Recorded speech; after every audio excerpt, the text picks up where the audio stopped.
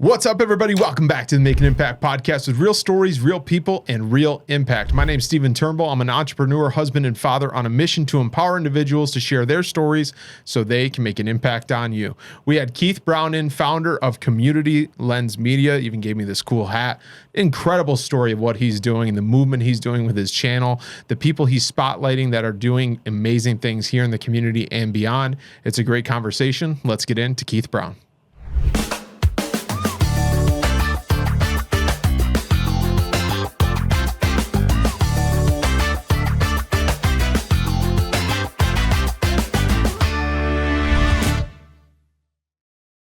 What's up, everybody? Welcome back to the Make an Impact podcast. You're probably loving this new hat I got in here. I got Keith Brown from Community Lens Media. How are you, sir? I'm good, brother. Thanks. We've been trying to make this happen for a while. I know. I'm glad that we were able to make this come to fruition. Thank you for the hat. I may be a little biased, but I think it looks pretty good. Bro, it fits. It fits, man. It looks good on you. Tell me about Keith Brown. Let's just start open-ended. Tell me about you. Tell me. I love that question. That's like a loaded question, Keith Brown. I don't know where to start, man. I don't know where I would start. I mean, I have no idea where I would start. Born and raised here in Utica? So I was born actually in Buffalo, raised here in Utica. Are you a Bills fan? Diehard Bills fan. Okay, I'll diehard Bills fan. So Pats fan over here. Let's just set the table. No worries. So I lived in Buffalo till I was 9 years old. Then I moved to Utica, where majority of my family's here in Utica, New York. Well, spread out throughout upstate New York, but mostly here in Utica. So we moved here, and I've been here. I'm 38 now. I've been here almost 30 years in Utica. So I would consider myself a Utica native. Yeah, 30 years. Come on, give it the time. I'm a Utica native. I'm a Utica Buffalo kid. Yeah. For sure. But yeah, no. So yeah, I mean it's tough when people ask you, we'll tell you a little bit about Keith Brown, but it's like there's so much. I could start anywhere. You know what I mean? I'm excited for this, and I told you before we recorded because I only know you through what I've seen and connected on social media and whatever. And that, like, I'm learning as the viewer's learning and all that. So we have Community Lens Media. I want to get into that. For sure. But tell us about before that, and then we'll talk into how that happened. So I'll start, I don't know, right after high school. I went to high school, Notre Dame High School. Graduated in 2006. Right out of high school, I started working in retail, and I was a butcher, believe it or not. I was a butcher. I learned how to cut meat, and I worked in retail for 9.5 to 10 years. And from there, well, let me rewind. I was working for the City of Utica Youth Bureau seasonally first. I was working there, and then I picked up a full-time job at the at Price Chopper, learning how to cut meat. And I did that for 9.5 years, and COVID happened. Literally, so that's literally what happened. I worked my way up into management, even got a corporate role for like a year, and then COVID happened. And after 9 years, I realized I didn't really want to work in retail anymore, and a full-time position opened up for the City of Utica. So I had already worked there part-time, seasonally. So the transition into a full-time job there working with the kids was like brainless. You know what I mean? It was a no-brainer for me. So I literally transitioned from there. COVID happened, transitioned to a City of Utica Youth Bureau job, civil service job. COVID happened, and from there, man, is really when I picked up the media and marketing stuff. That's when I really got into it, around that time. So was it, tell us how you got into it, because you were bored and needed something to do. You saw the opportunity. How did it start? So honestly, it was out of boredom. And I've told this story before. During COVID, and I know you guys could probably remember, there weren't many food places open. So me and my buddies were like, all right, let's go to the places that are actually open. And literally, that's what we did. And it was only a few places like the Rose Lawn. I mean, it was random, like banquet hall places. And literally, we would just go to these places and go there. Whatever food they had, we would spotlight it. And it literally started out very, very small. We were just doing videos with our phone, selfie videos. Just me and my buddies, 2-3 of us. And week to week, it kept growing. It started with like 20, 30 views. And then every week it would grow a little more. And then it kept growing a little more. And what's crazy is once everything kind of opened up, all these places started reaching out to us.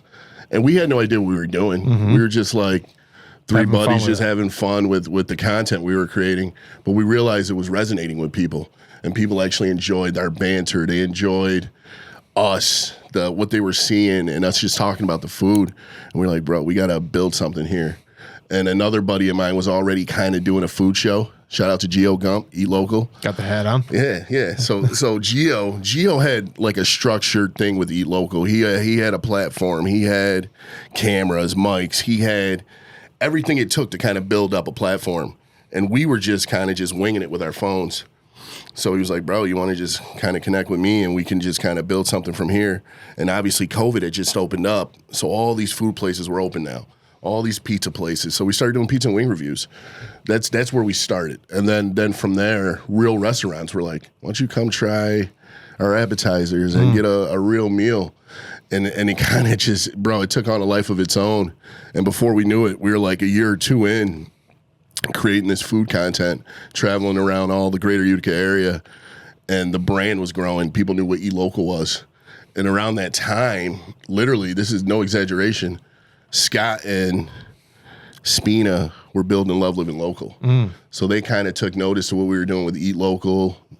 They got us on the podcast. I really connected with Scott. Scott was like, I would just pick his brain. Aside from the podcasting stuff, I would send him messages. I would just get advice from him, as like a mentor. And he really took a liking to me. We kind of like, if anything ever opens up with Love Living Local, I'd love to bring you on and kind of help grow what we're growing. And they had a charity golf tournament, Putts for a Purpose, and they were like, Keith, I want you to come on, help us kind of get some sponsors, build this thing up. Then long story short, we just connected so well together, I ended up just being a part of Love Living Local from that point. And then at the same time, I was with Eat Local. So I was still doing the food content with Eat Local, but Love Living Local was on a whole nother level as far as, it wasn't just food. Like we were showcasing and spotlighting events, people, places, like everything positive that was going on in the 315. And that was something I wanted to be a part of. So then that's kind of how I, so what started in COVID, doing food content with my buddies, I kind of evolved with Geo and Eat Local. And then from there, we kind of, we got the recognition from Love Living Local, and then I started growing with them. And now it's like both are like full-blown media platforms and networks that exist in the greater Utica area that I kind of helped and assist grow. And now I'm kind of growing my own thing. Talk to the viewer that's just wrapping their head around the media platform. Like, what does a media platform mean to you? So to me, it's a place where we share information, where we connect with the public. Social media now, more than ever, I think, is a space where you can really grow something if you put the effort in.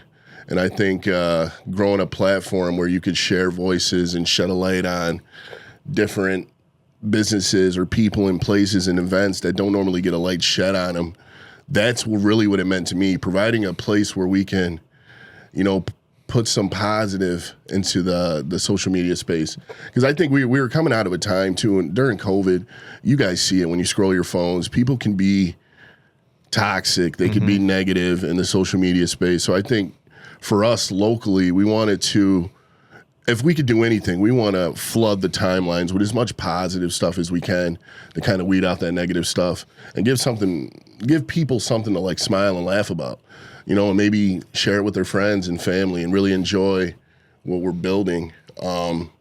That's really what it was about. My goal now, more than anything, is just pump out as much positivity as we can, and not in a genuine way, in a cool way, in a fun way, in a way that resonates with people. Why? Why is that Keith Brown's goal? I think I've always, it goes back to even working in retail. I think I've always been, I've operated with like a servant's heart. I've always served people in the retail space, and then working with the kids with the civil service job, and then even with the media and marketing stuff, just serving people and being that beacon of light, or at least try to be. That's just the way I was raised. My mom was a single mother, low income, but she was a military mom. She was in the service. So I was raised with that upbringing and that kind of oversight. So I think that's kind of why I move the way I move now. How much did your experience and your continued experience at the Youth Bureau and all the work that you've done there and the positive impact you made there sprinkle into what you're doing today and the fuel behind your fire? It's crazy, man. It's not even just the Youth Bureau, just even working with the public. in the retail space, you know, I've built these relationships, and I talk about it all the time, social capital, like the people who know you and the people that I know. That's really what's taken me into this space and leading me to be successful in it, because it's the people I've known, working with the public, serving the public, you know, and garnering the support, I think, from just people. You know, that's really what keeps me going, and the validation to kind of keep growing when I'm growing. Talk to us about putting yourself out there, because it's just clear that at this point you don't have a problem with it. You know what it is? It's not. At first, it was tough for me to do. Yeah. But then I stopped overthinking it. You know, I kind of once it gets to this, and this is to any creators out there, for me at least, especially when I get to that stage and I'm ready to post something and it's posted, in my mind it's perfect. I don't care after that. You know what I mean? If I got to that point of where it's about to be, you know what I mean? I hit post or I hit share. Yeah. Anything else after that is, I'm good. Right. Because I already okayed it. I stamped it already. But was it always that way? I think so. I think I've always been that person, that class clown kid, that one that was always making people laugh, always entertaining people. I mean, you ask people who really, really know me, that's always come easy to me. You know what I mean? Being that light, man. You know, so being in front of the camera, putting myself out there, when you're comfortable in your own skin, that you don't even think twice. You know, and I know who I am as a person, and I live in my skin every day, so it's not hard for me to put myself out there, because I know what I see, and the people who see it, they know that's genuinely Keith Brown. Yeah. You know what I mean? I'm not trying to, there's no facade, or I'm not trying to paint a picture of someone I'm not, or portray something I'm not. I'm really just being genuinely Keith Brown. And I think that's why it resonates too. People, that shows through. You can tell if a person's kind of has an agenda, or they're fake, or if there's an ulterior motive there. I think the real ones can tell right away. And I try my hardest to just be me, you know, to a T. Walk us through where you're walking of the pivot to Community Lens, or you know, building your own thing, because you had the Eat Local stuff. I know you still do a bunch of stuff with them. 100%. So I mean, so Eat Local, like I said, I mean, it started during COVID, me and my buddies, and then kind of coming together with Gio, learning everything I learned with him, and then transitioning and learning everything I did from Scott and John. One thing that was the common denominator there, neither platform was mine. Neither network was mine. And I wanted to, not that I didn't enjoy helping them assist and grow what they were growing. I wanted my own thing. I wanted my own baby. I wanted to hatch my own egg and just kind of prove to myself that I could. So when I started this concept and this idea, Community Lens Media, it was on the same principles as Eat Local and Love Living Local. You know, we wanted to showcase and spotlight all the positive stuff and really give a voice to everything that didn't have a voice. But another component that I really wanted to do was I wanted to teach content creation the same way that I learned and during the COVID stage, when it was just my smartphone and that's all I had. So the basic level, you know, and it's crazy because I educate kids on that, the power of their smartphone and what they can do with it, and the different apps you can use for free, you know, when there's no money involved, you know, educating them on that. I taught myself literally through experience, and I say it all the time, YouTube University. Yep. There was nights I would stay up till 2, 3 in the morning watching editing videos or watching different creators in their worlds and talking about their different experiences and how they got to where they got, literally just soaking up game wherever I could soak up game from. And now I'm still learning. I mean, I don't have all the answers or know all the tricks, but I know I got something good, and it's growing, and I just want to keep getting better at it. Talk to us more about the teaching stuff. So the teaching stuff, so I do, and I just started this last year at MV with the STEP students. It's a program at MVCC. They have kids who are transitioning out of high school, so they're getting ready to graduate, and they're going to explore different trades, college. They don't know what they want to do, so they have a class for them at MV, and the instructor is a friend of mine. So she was like, well, why don't you come in and kind of talk to them about what you're doing in the media marketing space, Community Lens Media. And what started as just conversations, the kids started asking more questions, and I started coming up with different exercises we can do to create content in real time. So I started reaching out to my social capital, different local business owners, like pizza places, seeing if they would donate pizza for a different content creation exercise I want to do with the kids. And all of them were on board. They're like, bro, just tag us, give us some shout outs. I was like, yeah, 100%. So what started as just conversations, now I'm literally breaking down how to create content with these kids as if they're, aspiring creators. Teaching them just the basic stuff. Even with the pizza, just for example, we would put the pizza, I'd break the kids up, the class of 20, break them up into groups of 5, and then one person be the editor, one person be the camera person, one person be the person in front of the camera, and these kids love it, the exercise. And then at the end... And they'd go out and actually do like a shoot or something? Yeah. And yeah, exactly, amongst themselves. And then we'd get all their content together at the end of the class, put it on the overhead projector. Oh, that's And then cool. the kids, they judge themselves. I'm like, all right, which group you guys think is the best? Or what pizza place would you go to based on what your classmates just presented to you? Do you think at that age, what I keep thinking to myself is the opportunity for anybody to make a living, become a creator, make an impact, give back, whatever it is on social media with your smartphone. And I mean, I think, you correct me if I'm wrong, but a lot of times you can overthink it. Absolutely. Like, I need this big fancy setup. I need this. I need that. I need all these followers. And I was at a conference last year or something, and one of the presenters was talking about, are you owning your digital real estate? Yes. And it was the way that she put it to the group, like, just stuck. I'll never forget. No, it resonates. Like, are you doing like, in my world with insurance, am I doing everything I can to own my digital real estate? Absolutely. Because that's where it is. No, you're right. I mean, we all know this, but there's no phone book. The biggest sign in town doesn't matter anymore. No, you're right. If you're going to buy something on Amazon, you're trusting 20,000 reviews to see if it's good, and you're buying it in 30 seconds. Exactly. And it's the same with us as local business owners. Are your Google reviews good? Are you pushing for those? Are you asking people to give video testimonials? All these things. But owning digital real estate just stuck with me. No, and it's funny you say that too, because that's spot on. I think we live in a time now, I mean, linear television is dead. I mean, people watch TV, but it's not the same. The way people share information now is through social media platforms. And I think the easiest way, if you're a small business owner, if you're any business owner, to connect with your base or the people that you want to connect with, you have to have a social media presence. And it could even be a small presence. It doesn't necessarily have to be a full-blown operation of content, but as long as you're building some sort of presence online, that's your advantage right now. I just think that's where we're at in 2026. Going into 2027, you really have to establish a social media presence, and I think it's vital. I think it starts too with the barrier of like, I don't want to be on camera, all that stuff of what I'm looking like, all this.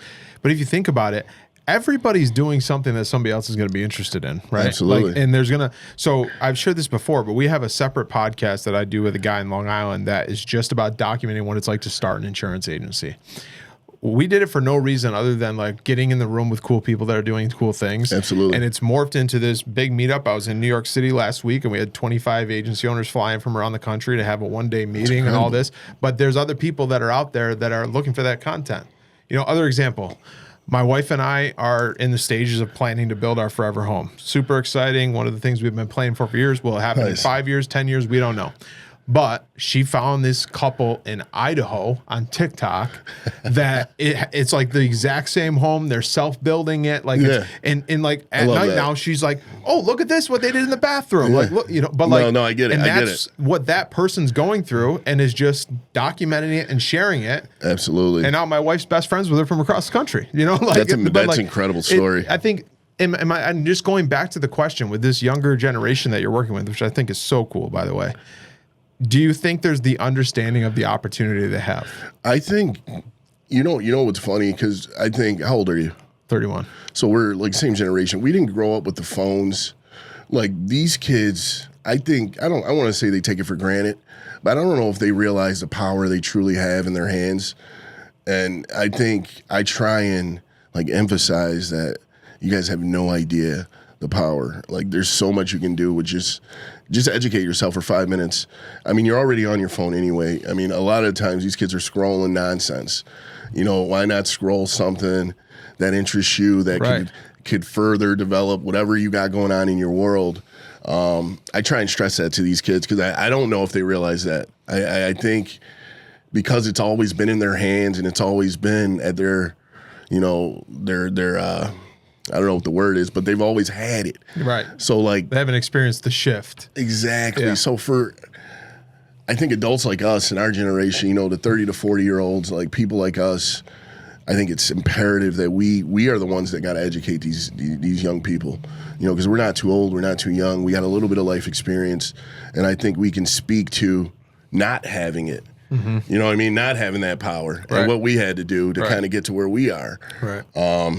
So I that's for me, man. That's the biggest thing. Is just like I said. I mean, I sound like a broken record, but just educating them on the power that they do have in their hands and what's out there, because it's crazy. I just go back to the saying I've always said, and Mike's heard this a million times, is everybody has a story and everybody's story deserves to be heard. 100%. And I met somebody once and they made a comment at a conference of like, oh, another insurance podcast, like when they learned that we were doing this or whatever. Yeah. And like, you know, ours is very niche to starting an independent scratch agency, all that stuff, whatever. But like, there's people that have connected with me and my co-host and had conversations and we become friends with it. And it's changed our business completely. Absolutely. Whatever it is you're doing, you know, all these, it's just crazy how many people I end up scrolling on. And I'm like, oh, this guy's telling a cool story. And you click on it and he's got 850,000 followers. Yeah. And it's his full-time job. And he's done this and this and built this community and helped these many people.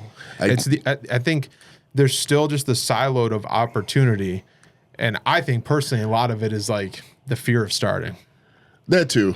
I think the fear of starting, but going back to what you were saying, I think it's very important that people network, even if, like, I'm not an insurance guy, but I think it's very important for us to network in this space, especially in a small area like this.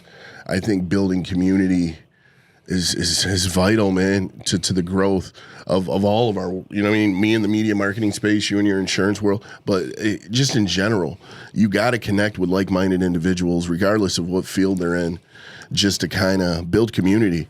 And I think sustain community, you know? The coolest thing that I think social media does is allows you to meet somebody before you meet them. 100%. And like I said that with you. Like, I feel like definitely. I know you, but I don't know you, and I want to learn the story. The same vibe. You know, and I've had a couple people that have called us to do business with us, and they followed us and are like, oh, I feel like I already know you because I've watched this video, you talked about this or that, or meet them at a chamber event or whatever. But that again is an opportunity that we've never had before. That's continuing to evolve. And you're better. right. You're right. For those that are listening to this now, just tell us what does Community Lens Media look like right now? So Community Lens Media now, it's a digital media. I want to say platform, but it's more of a network. I look at it like a stream tree. So there's a few different branches that come off this tree. There's social media management. I do event coverage stuff. I do community outreach work. I do just personal branding work, and then I do some stuff with the kids. You know, so there's educational component. But right now, I'm in a space where I'm just growing, and I want to connect with as many business owners as I can.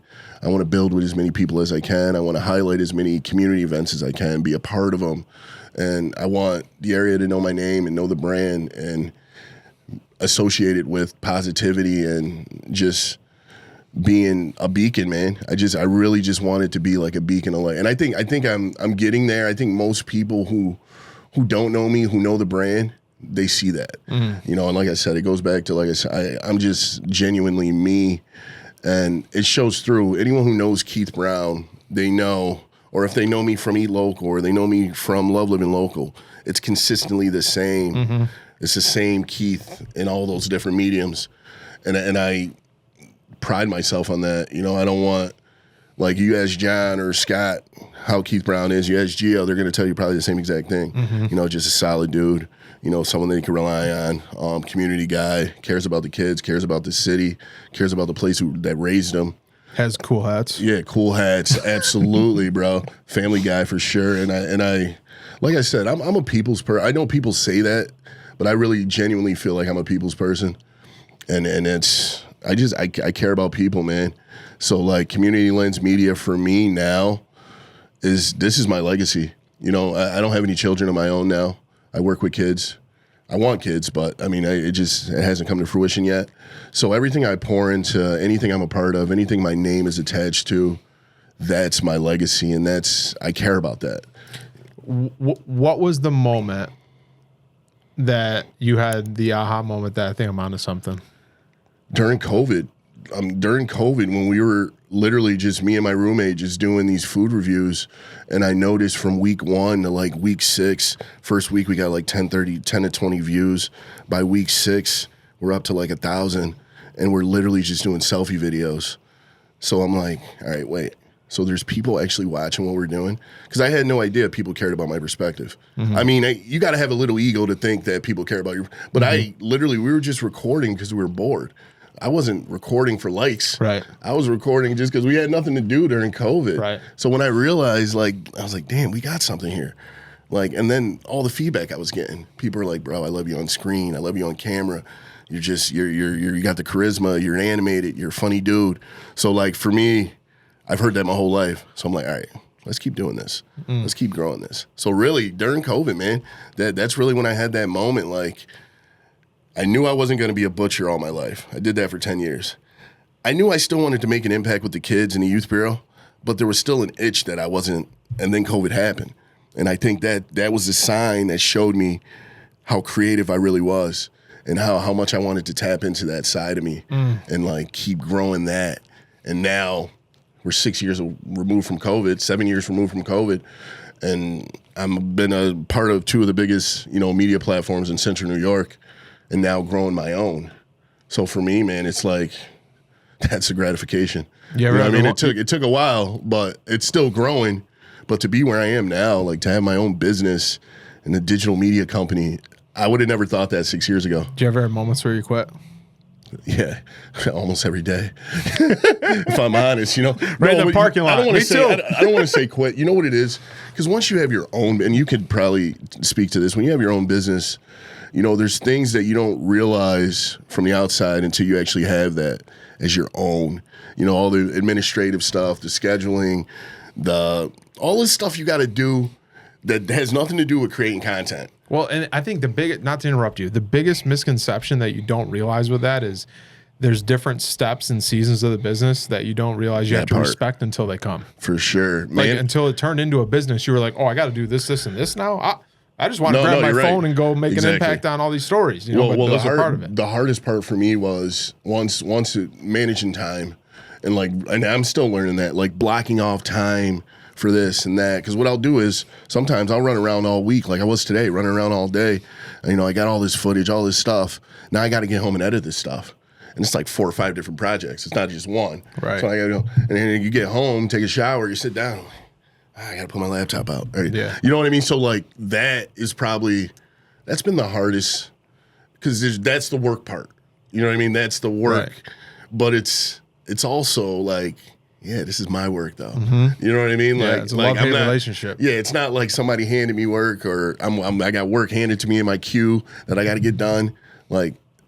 You got to be your own advocate. You know what I mean? So that was the hardest transition for me, but I'm getting better at it because I've learned through experience, and I don't want to let people down. There's people, I have social media accounts that I'm managing. People are paying me monthly to manage their accounts, and there's expectations there aside from everything I'm doing personally. So I have to make sure that I prioritize everything I need to prioritize and make sure I deliver. What's next? Next is just in terms of life or community lens media. Either. So I got a short film coming out, and yeah, it's crazy, right? It's called Utica. It's pretty much done. It's about 14 minutes long. I've been releasing little snippets of it. Just like a trailer. I got a real trailer I'm going to actually put out in the next week or so. And I want to see how it resonates with people. It's basically a story. It's not my story, but it's like a 8 Mile story to Keith Brown. And it's just me narrating the whole thing. And it's my first real production that I actually did, produced, edited, written. That is so cool. This is all mine, and it's going to go on my YouTube channel.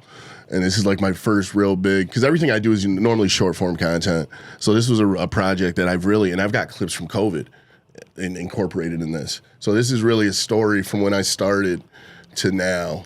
And it's really all about small city, big impact. That's the, Utica, small city, big impact is the title, because that's kind of where I started to where I am now and the impact I'm making in this story, it's near and dear to my heart, man. So you guys are going to see that soon.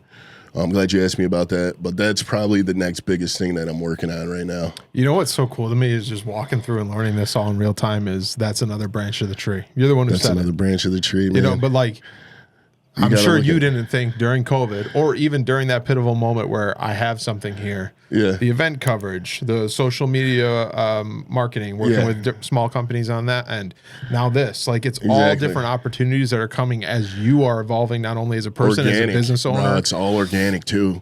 I honestly, I never would have thought like the city of Utica would reach out to me. I mean, obviously I worked for the city of Utica, but like on the media, like, hey, can you come cover our New Year's event downtown? We'd love for you to do a recap video. Or like, you know, the community foundation asking me to come to one of their, you know what I mean? Like those are calls and emails I never thought I would get from people that I never would have thought it, you know what I mean? Like it's just, it's just wild to me how fast this kind of took off and it's just growing, you know, and it's almost getting to the point where like I need other people around me too. You know what I mean? Like I gotta start paying other people to kind of be a part of this too, because which is another fun part of the journey. Exactly. But but this is again going back to this is my baby. Like I wanted to hatch this egg.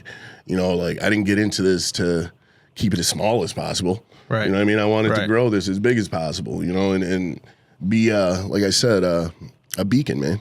What would you tell Keith Brown that's standing outside of the first restaurant in COVID? If you could talk to him right now. I would tell him, bro, just be you, man. Just keep doing what you're doing. Just be you and don't deviate. You know, just stay true to who you are. Don't compromise anything. Just stay true to Keith. You know, I think when people try and, you know, deviate from who they truly are, it shows through. So I think just being authentically me, man, and staying true to who I am. You know, I think that happens more than people realize. Deviation for different 100%. Reasons. Why do you think so? I think outside noise, maybe, and sometimes outside noise could be even in your head and between your ears. It doesn't necessarily have to be people. It could be just you talking to yourself inside your head. I mean, there's so many different variables that come into play when you talk about deviating. You know, maybe you're second guessing yourself, maybe you're and that's why I try not to overthink. I'm more impulse than anything. You know, if it feels right, I kind of just go with my gut now. You know, I don't, because I could spend hours overthinking and then nothing will get accomplished. Right. So I try and just act. And, you know, if I got to make adjustments later, I'll make adjustments. But I try not to really dwell on anything too much. I think I'm in my mind right now trying to make sure this lands properly. Nah, you're good, bro. You get to a point in your entrepreneurial journey with whatever you're doing that you, in the early stages, you take so much advice from mentors, absolutely, or your friends or your family, and you get to a point where you have to stop listening to that advice. And somebody told me, and this is the part I'm going to butcher, but I'm going to get it across, is don't take advice from somebody that you wouldn't want to trade places with or be in their shoes or go where they're going. Find the people that you want to go where they are or where they already are. Oh, you're right. And it's a shift of day one in this business. I have absolutely no idea what I'm doing. I'm going to ask my best friend, Mike. Sorry, Mike, I'm going to pick on you. I'm going to ask my best friend, Mike, what the hell do I do? How do I do this? And then 6 months later, in whatever you're doing, you're already this much further than Mike, but you're still taking advice from Mike, who is not anywhere near where you want to be or where you're going. There's no right or wrong. You're right. But I think that's such a key point of just be yourself. Yeah. Focus on why you're doing it. You know why you're doing it. You've shared with us why you're doing it. For sure. And not deviating, because it can be so easy to make one little mistake because you took this one piece of advice and then backtrack how many months, years to get back on track to where you're going. And you know what's funny? I noticed this too. While you're growing something, it seems like everybody has an opinion on how to do it that don't have anything to do with what you're doing. But everyone's got an opinion or advice on what you should do or how you should do it, but they have no record of doing it themselves. Right. You know, I see that all the time. I mean, there's so many, and respectfully, I mean, I'm not like a rude person. You know, a lot of times I can one ear and out the other, a lot of people, but for the most part, you know who's who. You know what I mean? And I kind of pride myself on like weeding those people out. What's the biggest success story you've had through this whole journey? Not just for you, but maybe others that you've influenced or spotted a light on.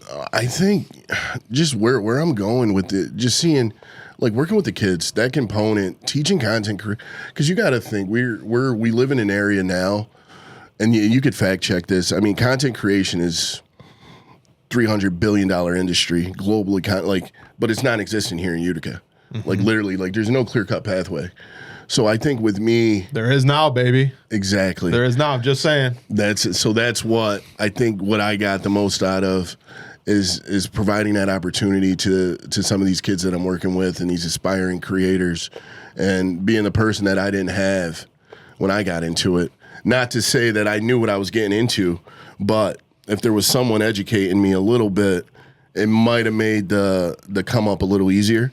Not that I stray away from hard work, but I just try, and I think working with the kids, that's the one element that's really I get the most out of right now. Because you got to think, I mean, Keith Brown won't be here forever, and I want other Keith Browns. I want other, you know what I mean? There should be more than just me. There should be more Community Lens Media person. You know what I mean? Yeah. Like I'd love to see that. That's the goal for me. I'd love to have 10 or 12. So this is a real goal for me, like to build this ecosystem of small business owners, and then have these mentees that I could place at different places. So I got pizza place owners, you know what I mean, that can't afford a big marketing budget, but they need exposure, a social media presence. They need exposure. They need visibility. All right, here, let me put Steven with you, because I've been training him for the last 6 months. And then you guys can work out something, whatever. You know what I mean? And then let me put Crystal with Francesca at the salon.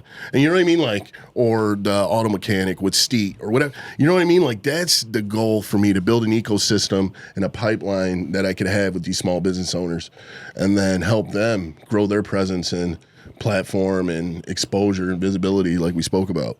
That's a goal. I'm so glad that the trunk on that tree is nice and strong. I can tell this, because those branches are just seasonal growing there. They're just popping out all over. The foundation was built, man.